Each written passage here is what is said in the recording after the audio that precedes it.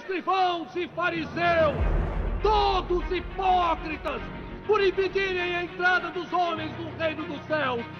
Vocês todos não entram, nem deixam os outros entrarem, guias cegos!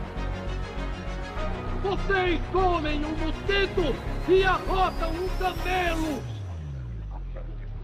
Vocês mentem diante das leis e violam o coração das leis!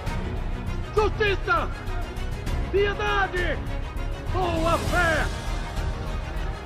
Vocês são como sepulcros imaculados, todos limpos e belos por fora, mas por dentro repletos de ossos de mortos e de corrupção.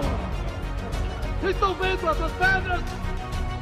Eu lhes digo, aqui não restará pedra sobre pedra, tudo será destruído